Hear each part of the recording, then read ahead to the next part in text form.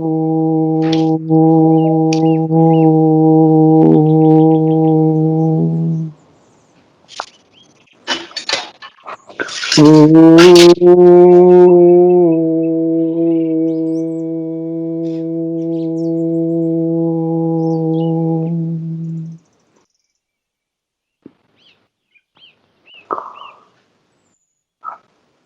अभी हम लोग पैंडेमिक पे बात कर रहे हैं and today our session is how to be happy, how to be healthy in this current adverse situation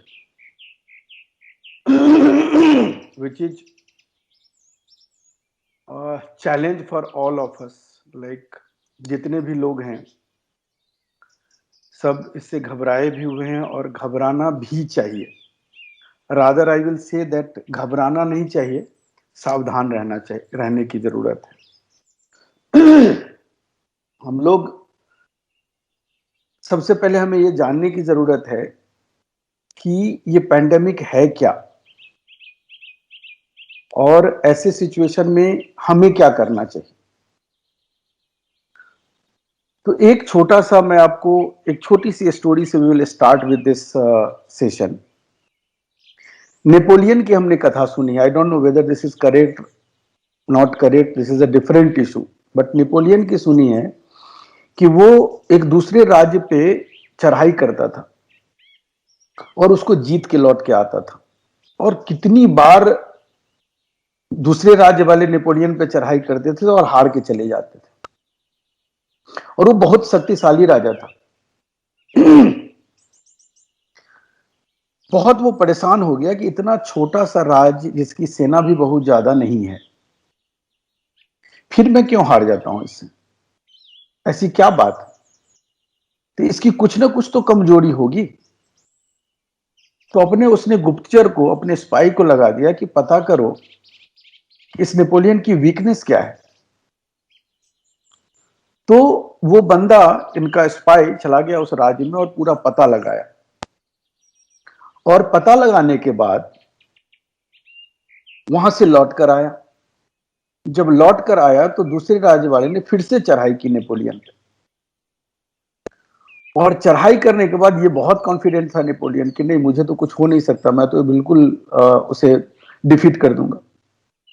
but क्या हुआ कि द मोमेंट फाइट स्टार्टेड, लड़ाई जैसे शुरू होती है, उसने सभी सेना तो जो खड़ी थी, सेना वो सेना खड़ी थी ही, उसने हजारों बिल्लियां रखी हुई थी, कैट्स, और उस बिल्ली को उस सेना की तरफ छोड़ दिया उसने।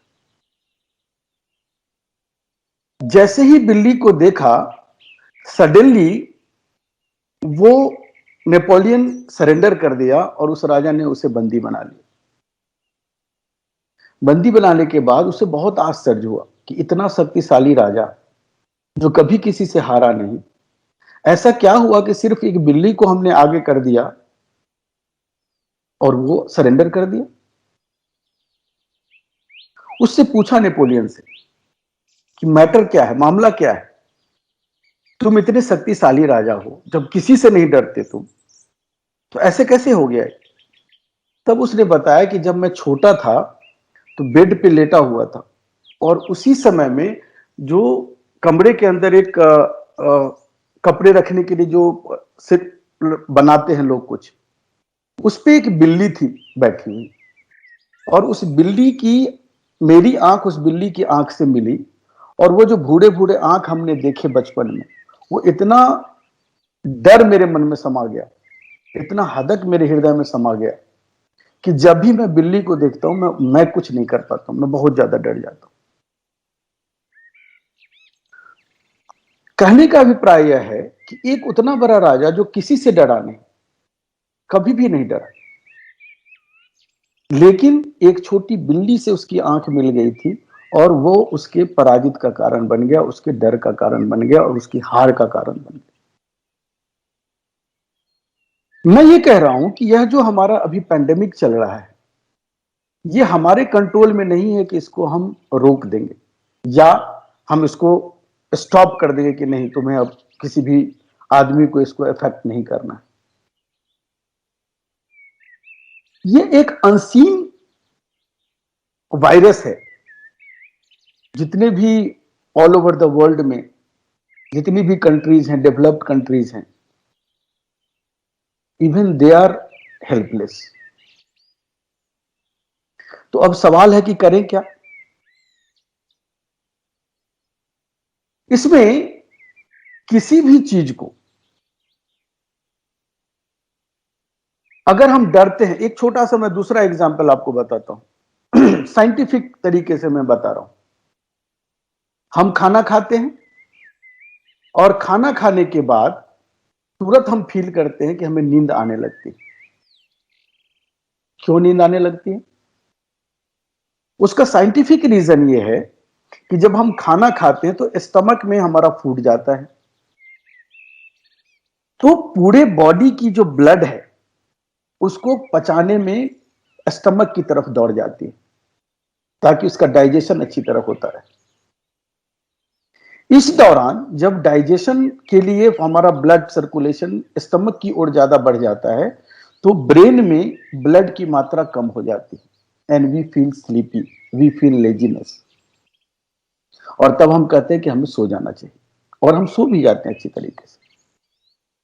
इसी एग्जाम्पल को अगर हम कोरिलेट करते हैं, जब हम किसी चीज से डर जाते हैं, डरने के दौरान इमीडिएटली आप देखेंगे कि जैसे हम गाड़ी चला रहे हैं और गाड़ी चलाने के दौरान अचानक आपकी गाड़ी के सामने में कोई आ जाता है, you were not prepare of, तो आप देखेंगे द मूवमेंट, जैसे वो गाड़ी के सामने आता है हम अचानक से ब्रेक लगाते हैं, बट उस दौरान पूरा हमारे शरीर में एक अलग सी कंपन आती है, रोए खड़े हो जाते हैं, दिल की धड़कन बढ़ जाती है, चेहरे पे पसीना आ जाता है। क्यों? क्योंकि पूरा जो हमारा सिस्टम है, जहां जहां पे उसका प्रेशर पड़ा, ब्रेन पे प्रेशर पड़ा तो चेहरे पे पसीना आ गया, हार्ट पे उस पर जोर पड़ा तो हार्ट की धड़कन बढ़ गई। इस तरह से इमीडिएटली वो अफेक्ट करता है हमारे उस पार्ट को जिस पे हमें टेंशन हुआ था या जिस पे हमें ज्यादा जोर हुई थी। इसलिए जब हम किसी भी चीज को से डरते हैं, उस डरने के दौरान हम वहां पे ब्लड का फोकस बढ़ा के दूसरी एरिया में ब्लड के फोकस को कम कर देते हैं। आइडियल इसलिए हम क्या करना है कि जब एक ये पेंडेमिक की हम बात करते हैं, इसमें सबसे जो सावधानी हमें बरतनी है, हमें इससे घबराना नहीं है, डरना नहीं है, हमें सावधान रहना है। दोनों में एक माइन्यूट लाइन खींची हुई है। लोग कहते हैं कि अरे डरो, जो डर गया वो बच गया। आजकल बहुत सारे प्रोवर्ब्स और मैसेजेस आते हैं, जो डर गया वो बच गया। अभिप्राय सही है कि डर गया जो घर में है, जो सुरक्षित है, जो मास्क लगाता है, जो प्रिकॉशंस लेता है, वो सही में बच गया। लेकिन जो डर गया वो बच नहीं गया, जो सावधान है वो बच गया। डरने के दौरान जैसे ही हम डरते हैं, जैसे ये पैंडेमिक होती है, इसका क्या है, virus, this virus is entering through mainly through our nasal and mouth, दो मेजर सोर्स। और आप देखेंगे कि जब हम सांस लेते हैं, सांस और जो गले में घोटते हैं, जैसे खाना हम खाते हैं तो बहुत बार आपने देखा होगा कि हमें हिचकी आ जाती है या सरक जाता है खाना खाने के दौरान। वो इसलिए होता है कि जब हम खाना खा रहे होते हैं तो there is a two pipes, वो दोनों पाइप अलग अलग है, एक सांस नली में जाती है और एक खाने के नली में जाती है। कभी कभी गलती से बाई चांस जब हम खा रहे होते हैं और किसी से बात कर रहे होते हैं तो अननोइंगली वो पाइप खुल जाती है सांस वाली, तो खाना हमें सांस की नली में चली जाती है। इस तरह से हमें हिचकी या डिस्टर्ब होने लगता है वहां पे। जब हम ये छोटी सी क्रिया, तो कहने का अभिप्राय है कि यह जो हमारा सांस और भोजन की नली है वो एक जगह जाके मिलती है।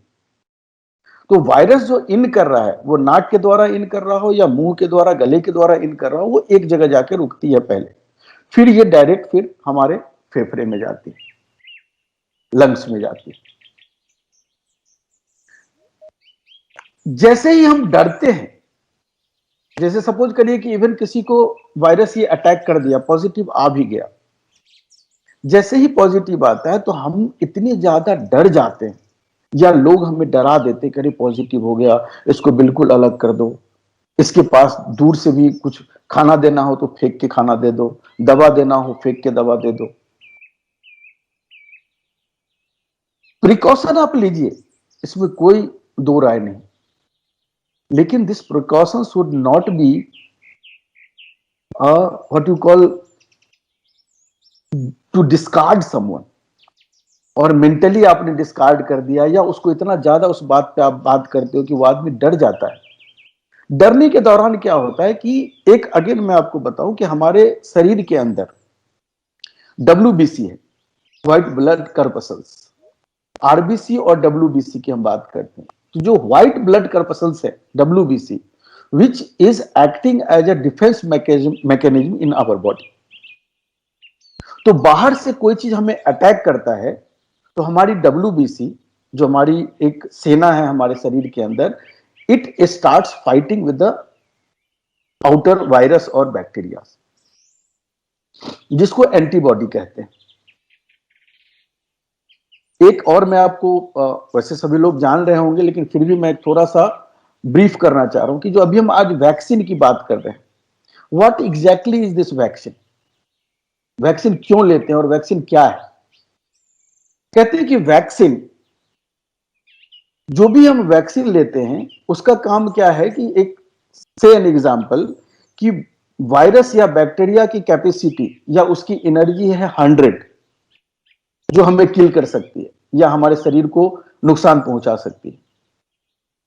तो हमारे शरीर के अंदर जो एंटीबॉडी है वो लड़ने में अभी सक्षम नहीं है, उसने उस वायरस को, उस बैक्टीरिया को अभी पहचाना नहीं। तो हम क्या करते हैं, वैक्सीन के द्वारा उसी डीएनए, उसी आरएनए की जो उसकी जो प्रॉपर्टी है उस वायरस और बैक्टीरिया की, उसको हम अपने शरीर में डालते हैं, अराउंड 10%, 15%, वट एवर, एक जो डॉक्टर या जो रिसर्चर फिक्स करते हैं, उस मात्रा को हम अपने शरीर के अंदर डालते हैं। जब हम उस मात्रा को अपने शरीर के अंदर डालते हैं तो हमारे बॉडी को पता चलता है कि some outer elements has come into my body.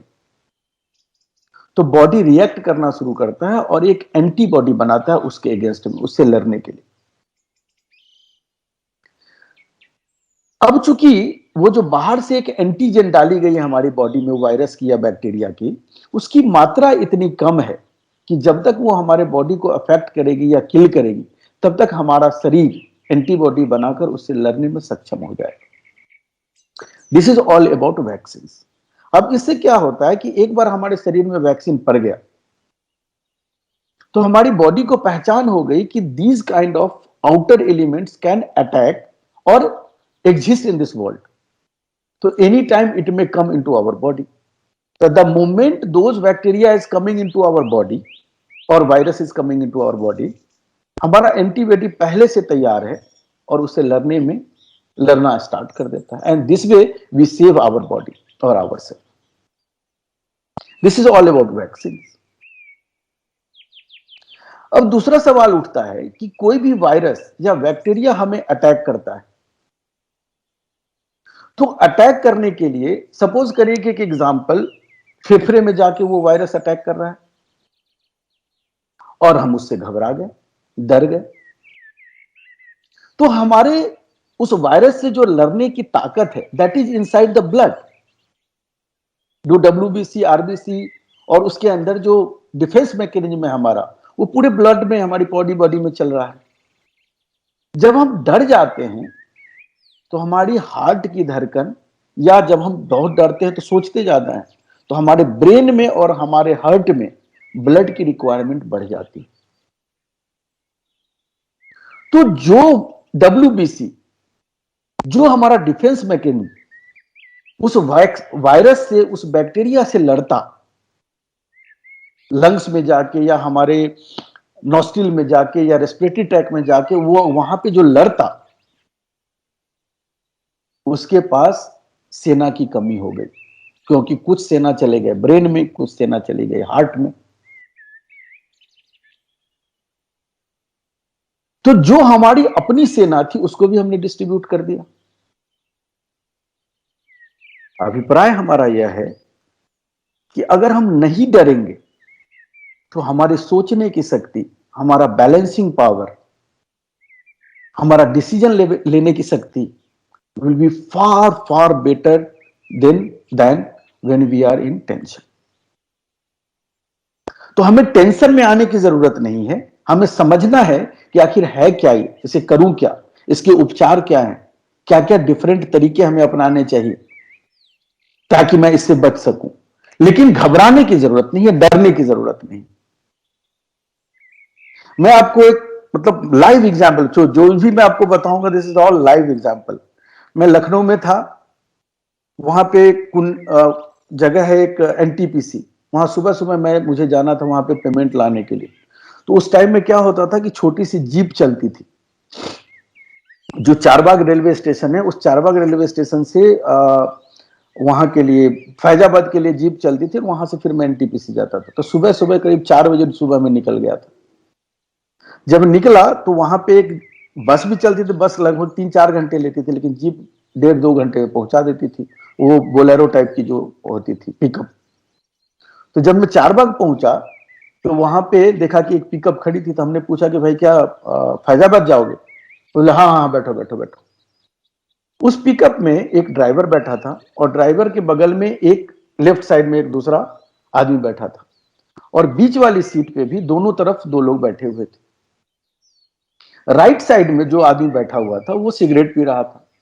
मुझे सिगरेट से थोड़ी एलर्जी थी, तो हमने उनको बोला कि भाई साहब आप एक काम करो कि आप नीचे आ जाओ, मैं बीच में चला जाता हूँ, साइड में बैठ जाना और अपना सिगरेट पीना। तो मैं बीच में जाके बैठ गया। थोड़ी देर 1-2 बार उसने शोर मचाया कि फैजाबाद फैजाबाद, जिसको चलना है चलो चलो चलो।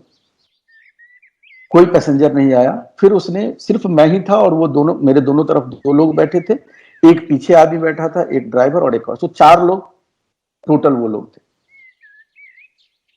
5 लोग। और वहां से लोग चल दिए। जब आधे रास्ते पे गए तो एक गोमती नगर जगह है जहां से फैजाबाद के लिए रोड जाती है और एक रोड चली जाती है रायबरेली की तरफ। तो उस गाड़ी ने रायबरेली की तरफ मोड़ दिया। हमने बोला भाई साहब फैजाबाद जाना था, अभी रायबरेली के रूट में जा रहे हो आप। तो जो हमारे राइट में बैठा था उसने ड्राइवर को बोला कि अरे इधर कहां जा रहे हो? फिर भी वो जाया जा रहा था। फिर उसने जोर से बोला कि अरे भाई साहब तुमको बोल रहे हैं कि रॉन्ग रूट है, तो तुम इधर क्यों जा रहे हो, चलो फैजाबाद वाले रूट में। उसने गाड़ी को मोड़ा, फैजाबाद रूट पे लाया।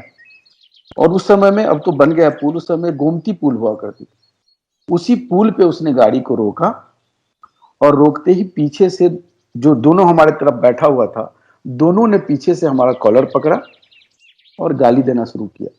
बोले कहां जाएगा भाई, क्या क्या है तुम्हारे पास, निकाल पैसे, और आंख बंद कर, तुरंत आंख बंद कर। तो जैसे ही उसने आंख बंद करने के लिए बोला और पीछे से मेरे कॉलर पकड़ा और गाली दिया, तो मुझे समझ में आया कि शायद समथिंग इज रॉन्ग। तुरंत उसने हमारी जितनी भी चीजें थी, पर्स वगैरह सब निकाला। चांस की बात थी कि पैसे बहुत ज्यादा पर्स में नहीं थे। फिर उसने बोला कि घड़ी निकाल। वो घड़ी घड़ी भी मैं नहीं पहना था उस टाइम में। राइट हैंड में राखी के की जो धागा होती है वो मैं पहना हुआ था। उसने उसे लगा कि शायद चेन पहना हुआ है। अंधेरा था, 4-5 बजे सुबह थे। वो सब छीनना की कोशिश किया।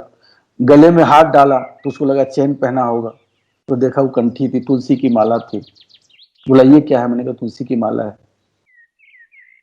ऐसे करके फिर हमने बोला कि भाई साहब क्या आपको चाहिए? बोला कि जो जो है सब निकाल। संजोग था कि कुछ भी नहीं था। और गाड़ी फिर चलती रही, और करीब आई थिंक 10 या 15 मिनट तक गाड़ी हम लोग बैठे रहे, और वो पूरा हमारा बैग सब कुछ चेक करता रहा। मैं बिल्कुल पेशेंस से बैठा रहा। थोड़ी देर के बाद उसने पूरा बैग निकाला। बैग निकालने के बाद बोला कि इसमें क्या है? बोला कि मैं काम करता हूँ तो उसमें पेपर वगैरह है। बोला कहाँ काम करता हूँ? मैंने गोदरेज में काम करता हूँ। बोला कितनी तनख्वाह? मतलब 5,000 रुपये तनख्वाह। ऐसे करके बातचीत चलती गई। तो फिर आपस में दोनों ने बात किया। बोला कि लगता है कुछ गलत आदमी पकड़ा गया, क्योंकि उसे कुछ मिला नहीं, पैसा ज्यादा था नहीं। तो हमने बोला कि भाई साहब क्या आप लोगों को कुछ गलत फहमी हो गई है? बोला चुपचाप बैठो। तो मैं फिर चुप हो गया और आंख मेरा बंद। फिर थोड़ी देर के बाद डायरी मेरी निकाली, वो गोदरेज वाली एक डायरी हुआ करती थी, और चांस की बात कि डायरी के पीछे में एक चेन वाला बैग था, वो चेन था, उस चेन में उस टाइम में 1000 के नोट आते थे, वो 8 नोट थे, 8000 रुपए उसमें थे। उसने बैग, वो डायरी खोली, बोला क्या है? हमने डायरी है, उसमें कुछ इंपॉर्टेंट चीजें लिखता हूँ। बोला इसमें और क्या है? तो हमने बोला कि ये क्या है? हमने, भाई साहब आपने बोला आंख बंद करने के लिए, आंख खोलूं क्या? बोले हाँ खोलो। खोला, फिर हमने बताया कि इसमें ये है वो है, फिर बोला आंख बंद कर। इस तरह से करीब 10-15 मिनट तक मैं गाड़ी में घूमता रहा, और वहीं पे क्राइम ब्रांच का भी स्टेशन सब कुछ था। लास्ट में उसको कुछ नहीं मिला, उसने मोबाइल हमारा छीन लिया और कहा कि एक जगह मैं तुम्हें उतार देता हूँ, मुझे भी अपने बॉस को रिप्लाई देना होता है, मैं एक जगह तुम्हें उतार देता हूँ, बट पीछे मुड़ के मत देखना, गाड़ी नंबर या पीछे मुड़ के मत देखना। हमने बिल्कुल नहीं देखे। थोड़ी देर के बाद हमने बोला कि भाई साहब एक हेल्प कर देंगे? बोला क्या? हम बोले आप उतार तो दोगे, लेकिन वो 300-350 रुपए जो पर्स में थे वो भी आपने ले लिया है, तो उसमें से कुछ पैसे अगर आप दे दो ताकि मैं ऑटो पकड़ के घर चला जाऊं। तो बोला कि ठीक है मैं पैसे पूरे वापस कर दूं। तो उसने 300-350 रुपए जो पर्स से लिया था उसने पूरे वापस किए। उसके बाद हमने, भाई साहब एक और हेल्प कर दो। बोला क्या?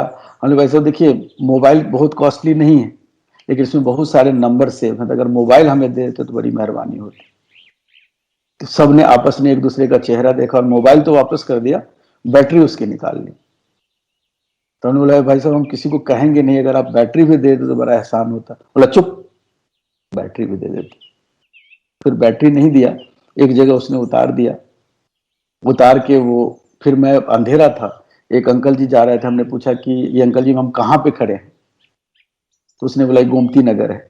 हम लोग ये बताइए आसपास कहीं बस स्टैंड या टेम्पो कुछ है? बोला कि हाँ यहाँ से आप थोड़ी दूर चले जाओ, आगे वो आईपी वो है, आईटी बस स्टैंड है। मैं वहां से बैठा, ऑटो एक मिली, ऑटो से मैं बस से वहां गया। बस में मैं बैठ गया, मोबाइल तो था ही नहीं, बस में बैठ गया, पहुंचा डीलर के पास। वहाँ डीलर था अपना शैलेंद्र गुप्ता करके, उनको सारी बात बताई। हमने बोला कि पहले आप अपना मोबाइल दीजिए, घर में मैं खबर कर दूं। हमने वाइफ को फोन किया, हमने बोला कि ऐसा ऐसा कि यहाँ टावर नहीं है, तो दिन में बात नहीं हो सकती, शाम में आते तो बात करेंगे। वो डीलर हमको बोल रहे हैं कि भाई साहब इतनी बड़ी बात आपके साथ हो गई, तो आप ड्यूटी पे कैसे आ गए, घर क्यों नहीं वापस गए? हमने, घर वापस जाके क्या करते, जो होना था तो हो गया। That way I handle the situation and worked upon my what I am saying.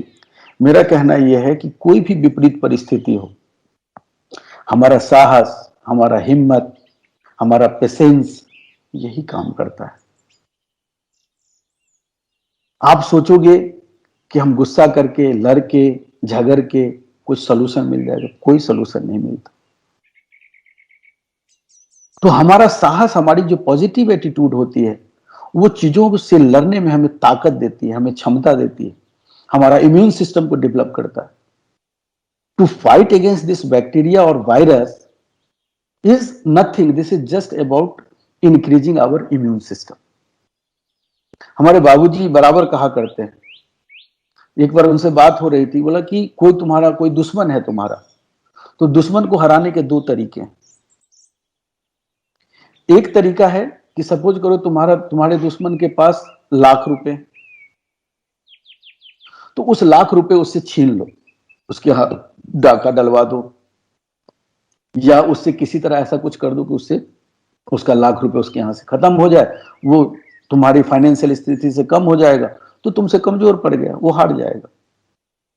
So this is one way of defeating the enemy.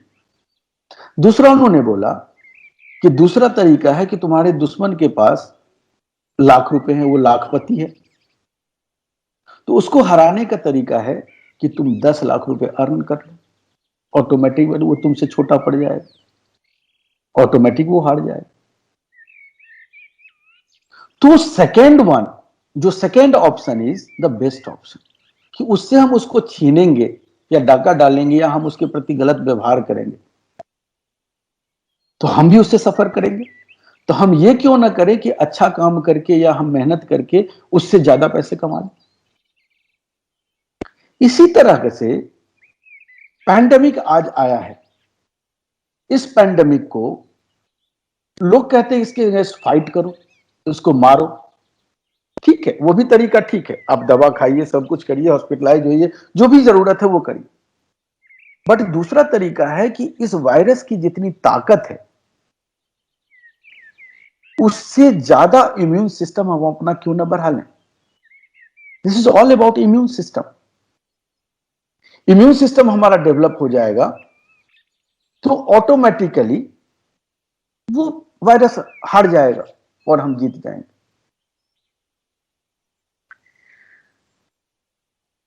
दूसरा, कई लोगों के मन में एक सवाल है कि क्या ये वायरस कभी खत्म होगा। अब ये वायरस नहीं खत्म होगा, हमारे पास दो ऑप्शंस हैं।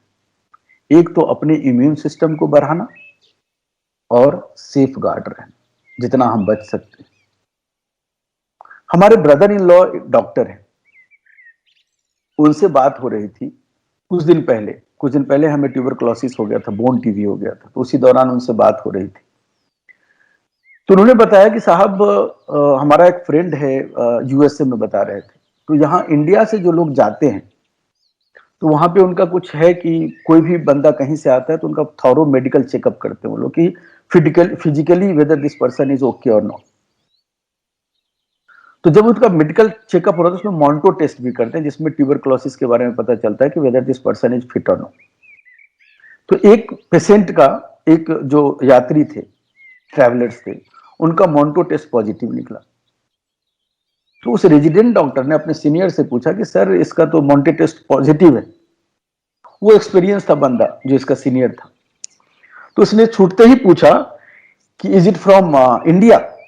बोला कि हाँ सर इंडिया से। बोला नो प्रॉब्लम, अलाउ करो उसको, कोई दिक्कत नहीं। तो सभी इंडियन के अंदर में ट्यूबरक्लोसिस की जो बैक्टीरिया है वो पाई ही जाती है।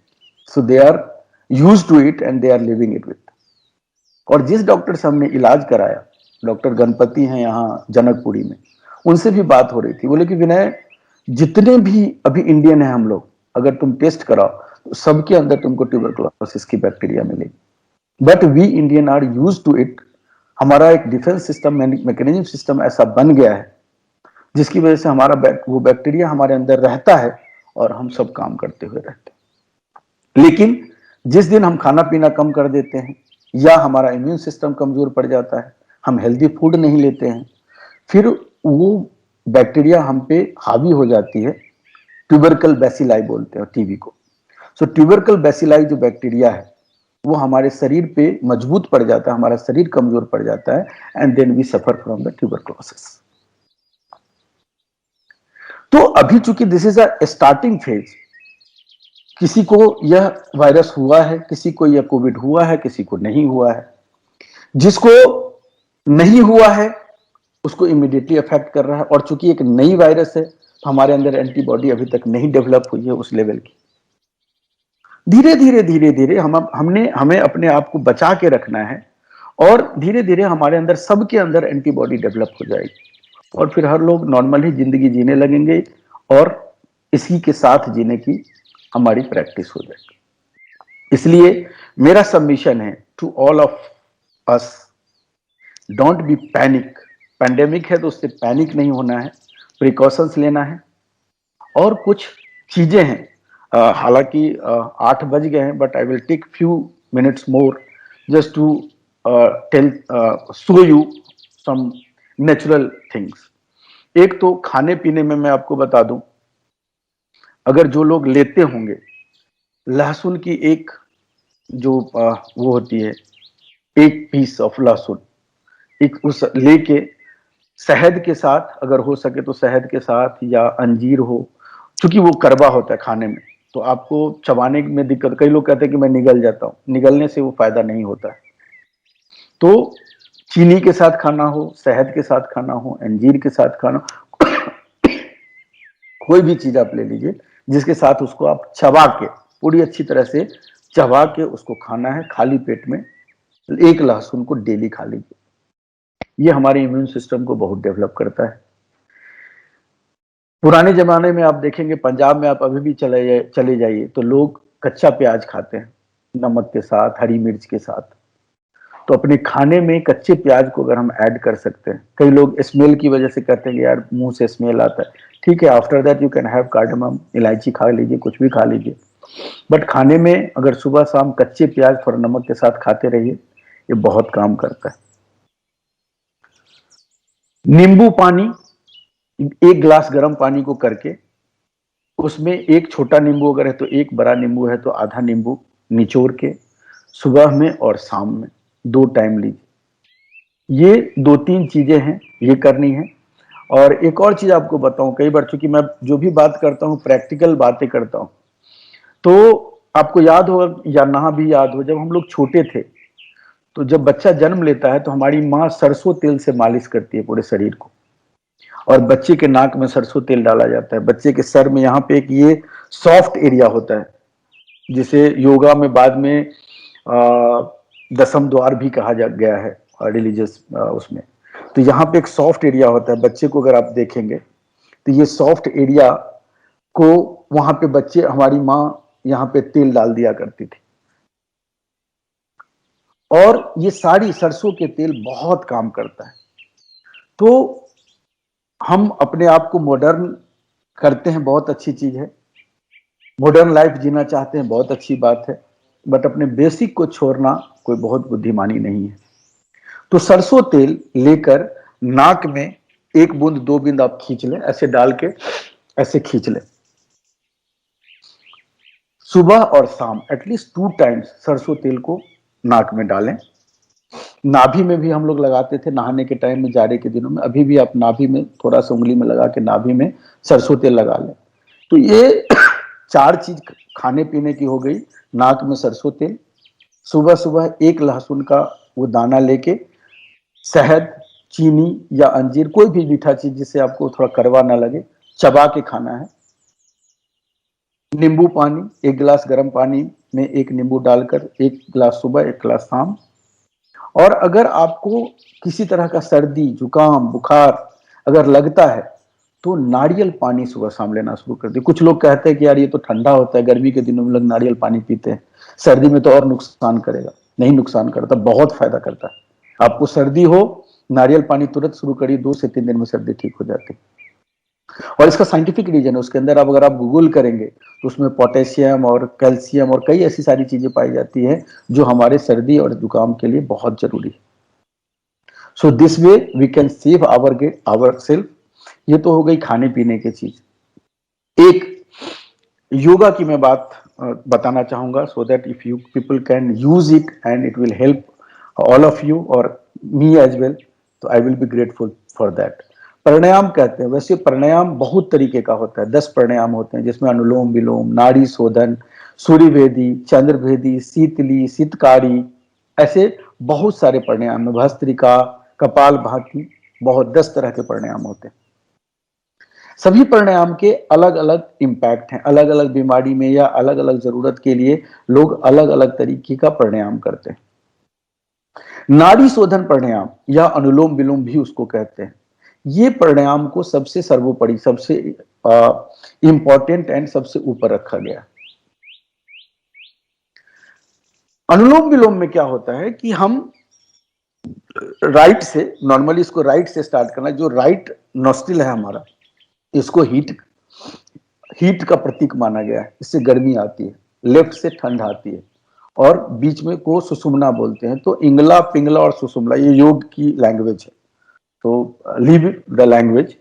तो इसमें राइट से जब हम खींचते हैं तो हम हीट को और ऑक्सीजन को अपने बॉडी के अंदर अपने फेफड़े में ले जाते हैं, और जब हम इसको रोकते हैं तो जो हम ऑक्सीजन बाहर से हमने इनहेल किया है वो ऑक्सीजन हमारे फेफड़े में, हमारे लंग्स में जाके उसको प्यूरिफाई करता है, ऑक्सीजनेट करता है पूरा, जितनी देर भी रोकते हैं। And then when we exhale, जब हम सांस को बाहर छोड़ते हैं लेफ्ट नॉस्ट्रल से, तो कार्बन डाइऑक्साइड बाहर निकल जाते हैं, and this way our body becomes pure and the oxygen level in our lung is great, and which is the main source to fight this virus और एनी अदर वायरस ऑल्सो और bacteria. तो अभी अनुलोम विलोम भी आप लोग कर सकते हो, but for this time being later on we can discuss in detail how to do it. But अभी मैं आपको सूर्य वेदी बताता हूं। सूर्य वेदी में क्या है, उसका रीजन क्या है कि जैसा हमने बताया है कि हम राइट से खींचेंगे, रोकेंगे और लेफ्ट से छोड़ेंगे।